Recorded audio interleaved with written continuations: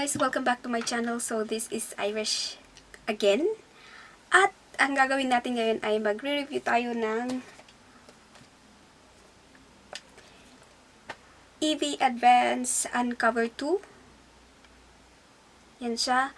At binili ko ito ng 355.50 sa Chongsan. Dito sa store na to, mas mura talaga sila kaysa sa SM. So, pag binili nyo ito sa SM, mga 395, ganyan siya. Pero dito sa Chongsan, 355 pesos. So, ayan siya.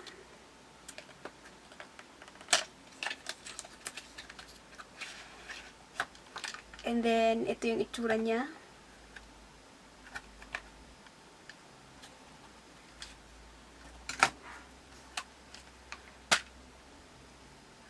So, pag bubuksan mo siya, meron siyang ito, plastic cover. And then, meron din siyang applicator na ganyan na brush.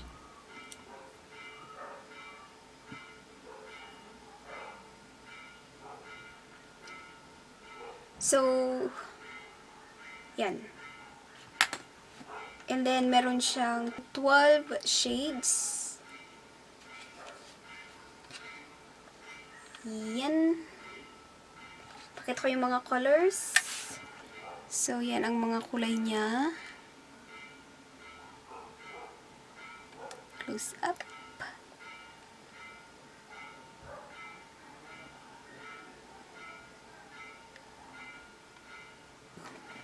Ito.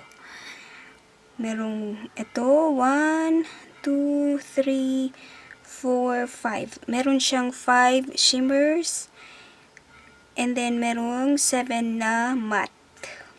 2, 4, 5, 6, 7. Yan. So, na glittery. Yan siya. So, this one, meron siyang tin cover, meron siyang tin can na case. Yan, so lata siya. Ganito yung casing din ng BYS. Ganito, as in parehas na parehas. Nakausli din yung kanyang lock. And then dito yung kanyang mirror. Parehas na parehas sila ng casing. Pati yung yung lock niya dito, yung pagbukas, ganyan siya. Parehas na parehas. And then, ito, paraben free. Meron kang 24 months. Pag na-open mo na siya, karamihan dito is warm shades.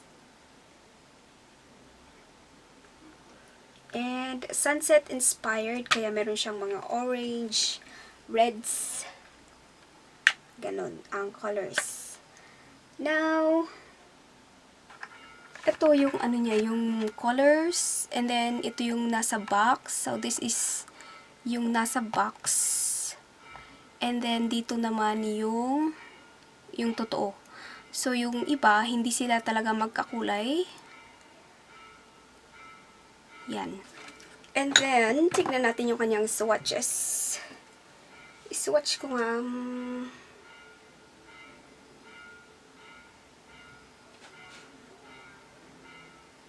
Itong orangey. Oh. Hindi ko alam, nasobrahan ko yata ng tignan mo. Merong buo yung nakuha ko.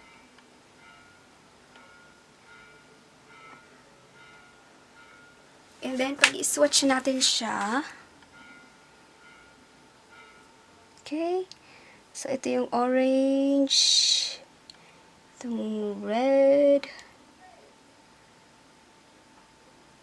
Okay.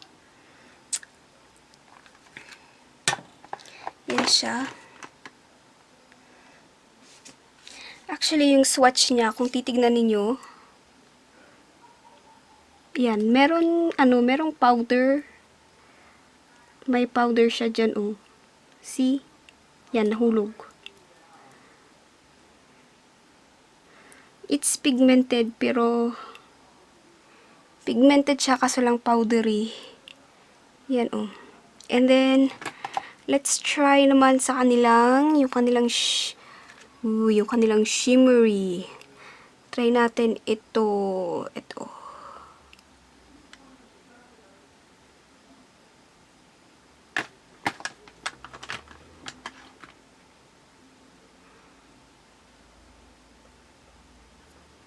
Ooh.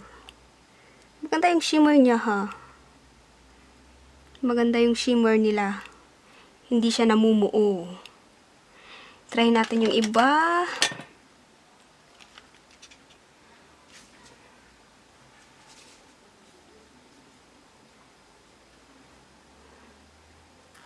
Let's try this one.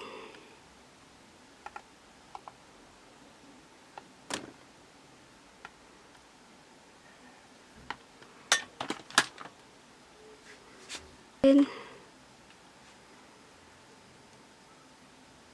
dito naman. Okay. Try natin itong gold.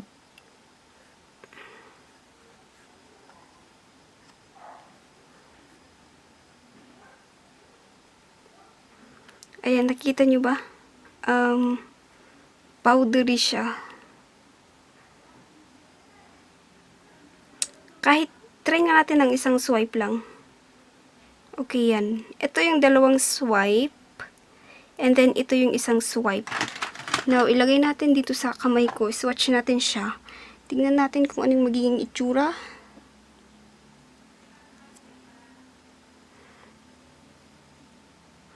Yan.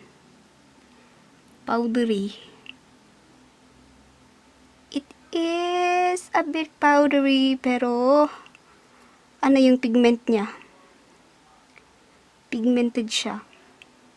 Yun muna yung mga isaswatch natin, and then I'll just do some makeup look. Gamitin naman natin. Tignan natin. So, ano kayang look? In fairness pala yung ano niya, yung mirror niya is buo na ganyan. Whole ito. So, let's try.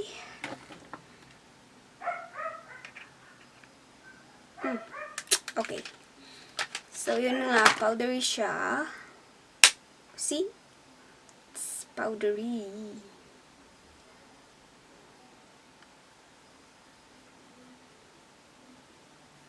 So, hindi ko nilagyan ng primer yung aking eyelids.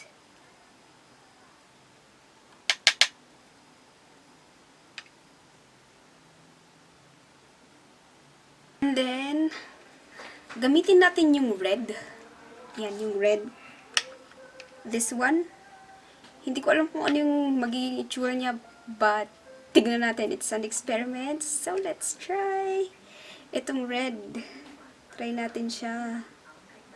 Parang ganda-ganda niya.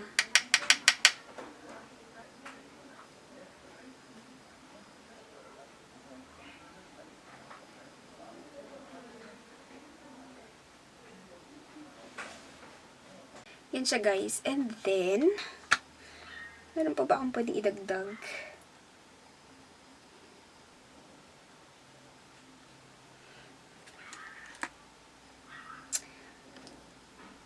Try natin ito. Ito.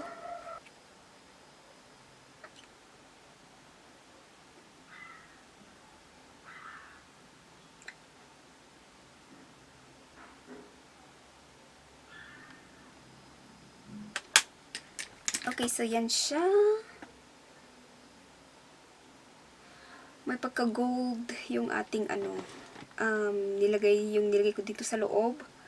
May pagka-gold pala siya. Okay. So,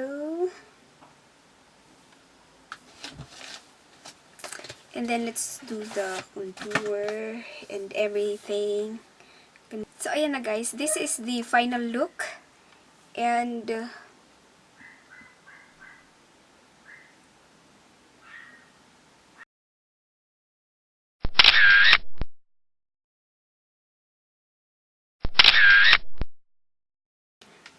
So, ano yung final na thoughts ko about this Uncover 2?